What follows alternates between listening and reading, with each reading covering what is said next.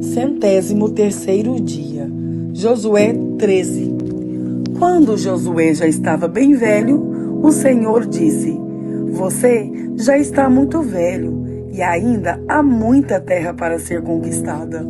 Falta conquistar a região dos filisteus e dos jesuritas. Essa terra, que vai desde o riacho de Sior, na divisa do Egito, até a divisa de Ecrom no norte, pertencia aos cananeus. Os governadores dos filisteus viviam nas regiões das cidades de Gaza, Asdod, Asquelon, Gate e Ecrom. Falta conquistar a terra de Avim, no sul, toda a terra dos cananeus e Meara, que pertencia aos sidônios, até Afeca, na divisa com os amorreus. Também falta a terra dos Gebalitas, e na direção do leste todo o Líbano, desde Baal-Gade ao pé do Monte Hermon, até a subida de Amate. Finalmente, faltam todos os sidônios que vivem na região montanhosa entre os montes Líbanos e Misrefote-Maim. Eu expulsarei essa gente conforme o povo de Israel for avançando. Divida desde já a terra para que o povo de Israel fique dono dela como mandei antes. Portanto, reparta essa terra entre as outras 9 tribos e a metade oeste da tribo de Manassés. Essa terra será dessas tribos. As tribos de Ruben e de Gade e a outra metade da tribo de Manassés haviam recebido as suas terras, que ficam a leste do Rio Jordão. Era isso que Moisés, servo do Senhor, lhes tinha dado. As suas terras iam desde Aroer, na beira do vale de Arnon, e desde a cidade que ficava no meio daquele vale, até Dibom, incluindo todo o planalto de Medeba. Faziam parte das suas terras todas as cidades governadas por Seom, o rei dos amorreus, que reinava em Esbom, e iam até a divisa com os amonitas. As suas terras incluíam ainda Gileade e a região onde os jesuritas e os maacatitas moravam, e também todo o Monte Hermon e toda a região de Bazã até Salca. Incluíam finalmente o reino de Og. Og, que foi o último dos Refaíns, reinava em Astarote e em Edrei. Moisés tinha derrotado e expulsado esse povo, mas os jesuritas e os maacatitas não foram expulsos. Eles ainda viviam no meio do povo de Israel. Porém, Moisés não tinha dado terras à tribo de Levi. As propriedades dos levitas eram os alimentos trazidos a Deus o Senhor como oferta, conforme ele havia ordenado a Moisés. Moisés tinha dado uma parte da terra às famílias da tribo de Ruben, para ser propriedade delas. Essas terras iam desde Aroer, na beira do vale de Arnon, e desde a cidade que ficava no meio do vale, até Medeba e todo o planalto ao seu redor. Incluía o Esbom e todas as cidades do planalto, isto é, Dibom, Bamote, Baal, Bet-Baal-Meon, Jaza, Kedemote, Mefaate, Kiriatim, Sibma e Zerete-Saar, no monte do vale. Também Bet-Peor, a subida do monte Pisga, Bet-Gesimote, todas as outras cidades do planalto e todas as cidades de Seom, o rei dos amorreus que reinou em Esbom. Moisés havia derrotado o reino de Seom e os príncipes de Midian, Evi, Requém, Zur, Ur e Reba. Todos esses viviam nessa terra e reinavam dominados por Seom. Entre os que foram mortos pelo povo de Israel estava Balaão, o adivinho, filho de Beor. A oeste, a divisa da tribo de Ruben era o rio Jordão. Estas foram as cidades e povoados dados às famílias da tribo de Ruben, para serem propriedade delas. Moisés também tinha dado uma parte da terra às famílias da tribo de Gade, para ser propriedade delas. As suas terras incluíam Jazer, todas as cidades de Gileade e metade da terra dos amonitas até Aroer, que fica a leste de Rabá. Iam de Esbom até Ramá-Mispa e Betonim, e de Manaim até a divida de Lodebar. No vale do Jordão incluíam as cidades de Bet-Arã, Bet-Nira, Sucote e Zafão, e também o resto do reino de Seom, rei de Esbom. A oeste, o limite das terras de Gade era o rio Jordão, até o lago da Galileia no norte. Estas foram as cidades e povoados dados às famílias da tribo de Gade, para serem propriedade delas. Moisés tinha dado uma parte da terra às famílias de uma das metades da tribo de Manassés, para ser propriedade delas. As suas terras começavam na cidade de Manaim e incluíam toda a região de Bazã, que pertencia ao rei Og, e também todas as 70 cidades que eram de Jair, em Bazã. Incluíam a metade da região de Gileade, Astarote e Edrei, cidades do reino de Og, em Bazã. Essas terras foram dadas às famílias de metade dos descendentes de Maquir, filho de Manassés. Assim, Moisés, nas planícies de Moabe, tinha dividido a terra que ficava a leste da cidade de Jericó e do rio Jordão. Mas ele não deu nenhuma parte da terra à tribo de Levi, para ser propriedade dela. Moisés disse aos membros dessa tribo que o Senhor, o Deus de Israel, era a propriedade deles.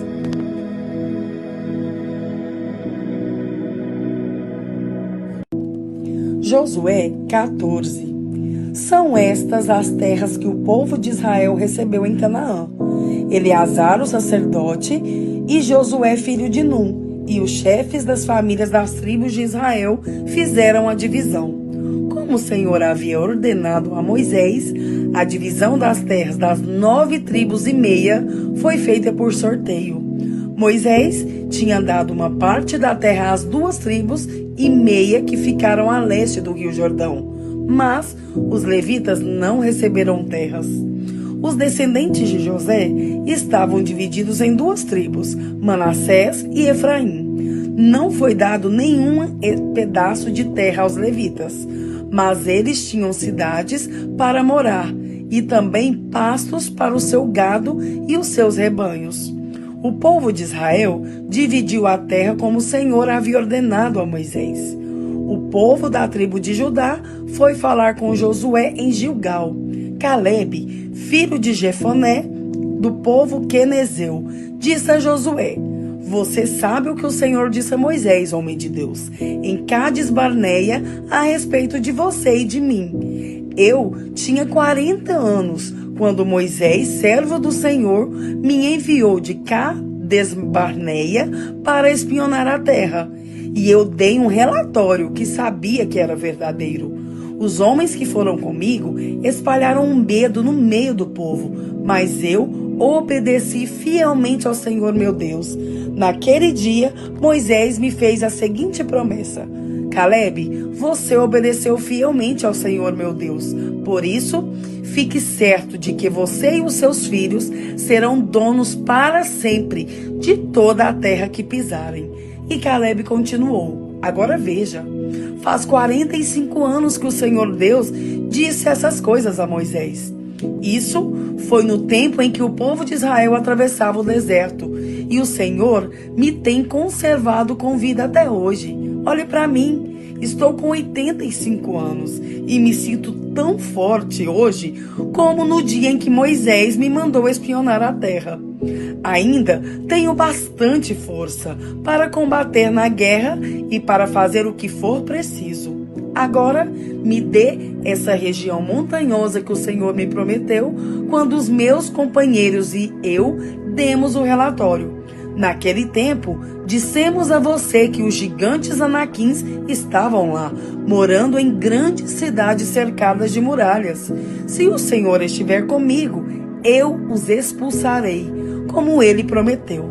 Então Josué abençoou a Calebe, filho de Jefoné, e lhe deu a cidade de Hebrom para ser sua propriedade.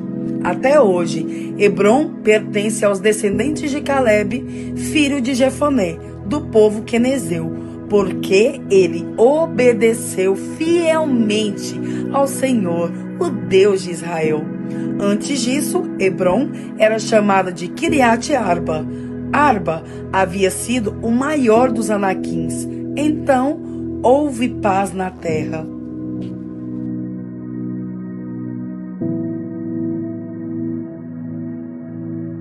João 19. Aí, Pilatos mandou chicotear Jesus. Depois, os soldados fizeram uma coroa de ramos cheio de espinhos e a puseram na cabeça dele e o vestiram com uma capa vermelha. Chegavam perto dele e diziam: "Viva o rei dos judeus!" e davam bofetadas nele. Aí, Pilatos saiu outra vez e disse para a multidão: "Escutem, vou trazer um homem aqui para que vocês saibam que não encontro nenhum motivo para condená-lo." Então, Jesus saiu com a coroa de espinhos na cabeça e vestido com a capa vermelha. "Vejam, aqui está o homem", disse Pilatos.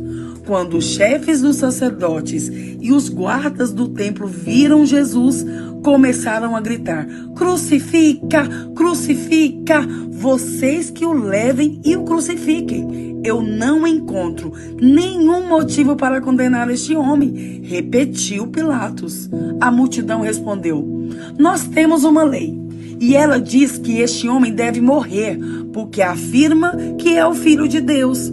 Quando Pilatos ouviu isso, ficou com mais medo ainda. Entrou outra vez no palácio e perguntou a Jesus: "De onde você é?" Mas Jesus não respondeu nada. Então Pilatos disse: "Você não quer falar comigo? Lembre que eu tenho autoridade tanto para soltá-lo quanto para mandar crucificá-lo." Jesus respondeu: "O Senhor só tem autoridade sobre mim porque ela lhe foi dada por Deus. Por isso, aquele que me entregou ao Senhor é culpado de um pecado maior." Depois disso, Pilatos quis soltar Jesus, mas a multidão gritou: "Se o Senhor soltar esse homem, não é amigo do imperador, pois quem diz que é rei é inimigo do imperador." Quando Pilatos ouviu isso, trouxe Jesus para fora e sentou-se no tribunal, no lugar chamado Calçada de Pedra. Em hebraico, o nome desse lugar é Gabatá. Era quase meio-dia da véspera da Páscoa. Pilatos disse à multidão: "Aqui está o rei de vocês." Mas eles gritavam: "Mata! Mata! Crucifica!" Então Pilatos perguntou: "Querem que eu crucifique o rei de vocês?" Mas os chefes dos sacerdotes responderam: "O nosso único rei é o imperador." Então Pilatos entregou Jesus aos soldados para ser crucificado, e eles o levaram. Jesus saiu carregando ele mesmo a cruz para o lugar chamado Calvário. Em hebraico, o nome desse lugar é Gólgota. Ali, os soldados pregaram Jesus na cruz e crucificaram também outros 2 homens, um de cada lado dele.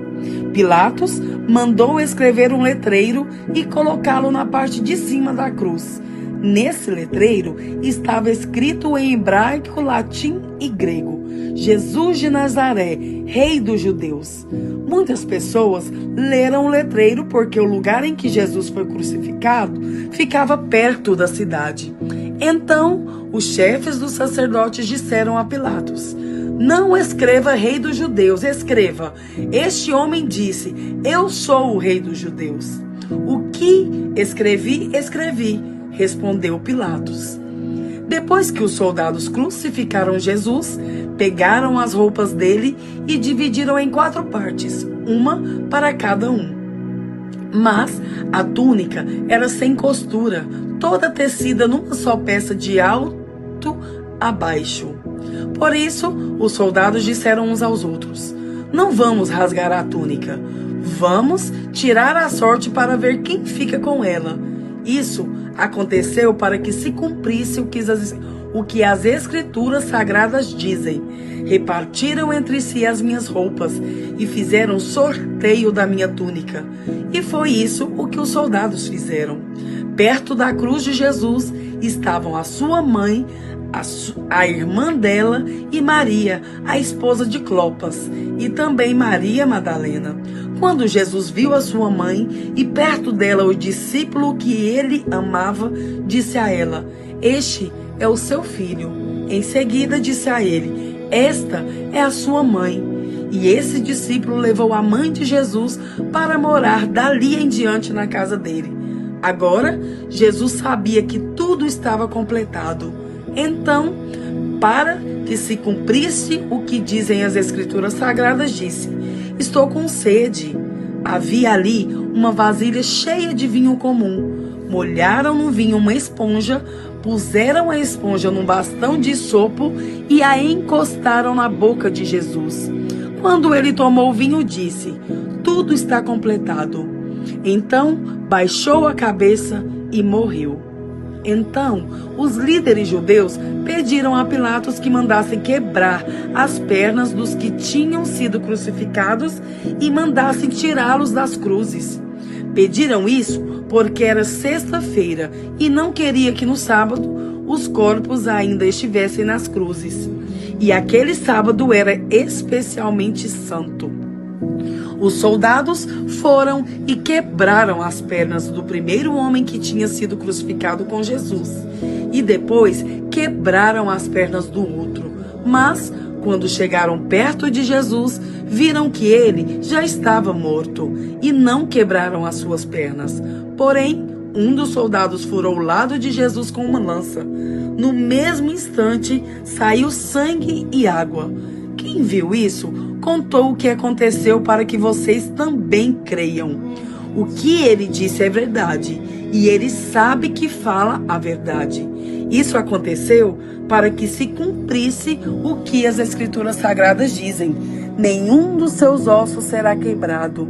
E em outro lugar, as Escrituras Sagradas dizem: "Eles olharão para aquele a quem atravessaram com a lança." Depois disso, José, da cidade de Arimateia, pediu licença a Pilatos para levar o corpo de Jesus. José era seguidor de Jesus, mas em segredo, porque tinha medo dos líderes judeus. Pilatos deu licença e José foi e retirou o corpo de Jesus.